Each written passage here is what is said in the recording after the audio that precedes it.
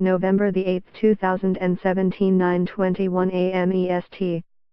Last updated November 9, 2017 2:03 p.m. EST. A lot of people came to Bob Rittinger's auto dealership in the mid-2000s to rid themselves of their gas-guzzling sport utility vehicles, SUVs, in favor of smaller, more efficient cars. The swap made sense at the time given that the price of oil was soaring, hitting a peak of $147.27 in July 2008. People were losing thousands of dollars to get out of these vehicles, said Rittinger, the dealer principal of Reddy Honda in Mississauga, Ontario. But as gas prices retreated, he was slightly surprised to see those same people coming back to buy the same type of vehicles they had sold off earlier. Since then, sales of SUVs, particularly the smaller, more fuel-efficient crossovers, have yet to stall. In some cases, demand has been greater than supply, Rittinger said. And I don't think it's going to slow down anytime soon. Car manufacturers seem to have finally noticed as well.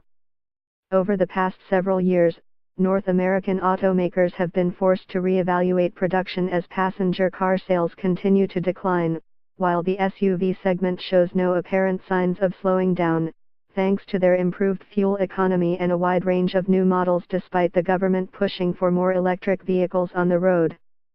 Michael Hatch, chief economist at the Canadian Automobile Dealers Association, said until battery technology evolves to a point where it can provide longer range in larger vehicles, EVs will be limited to a smaller market. Right now, they continue to be a niche market and very small in the industry, he said. Demand has been greater than supply, and I do not think it is going to slow down anytime soon. That's certainly not the case with gas-loving SUVs.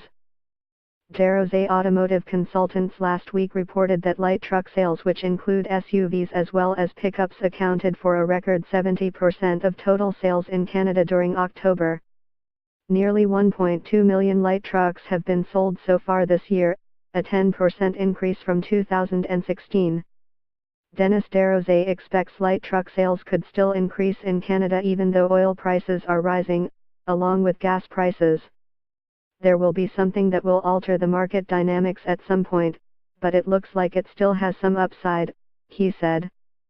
I think next year there is a very high probability of light truck sales hitting 70% on a regular basis. At the same time, passenger car sales have been declining, with sales off 8% in October, according to Desrosiers, while light truck sales increased by nearly 14%. I don't think anyone saw how much of a tidal wave this shift has been. It's been quick, and it's been dramatic, said Michelle Krebs, a senior analyst with Autotrader.com. This is not just a trend. This is a total shift in the market, and it isn't just in Canada and the US. It's in China, it's in Western Europe, it's everywhere. In a conference call with analysts last week, General Motors Co.'s Chief Financial Officer Chuck Stevens said the company is taking decisive action to reduce the production of passenger cars in an attempt to right-size inventory. Graham already announced in October that it planned to scale back production at one facility in response to declining passenger car sales.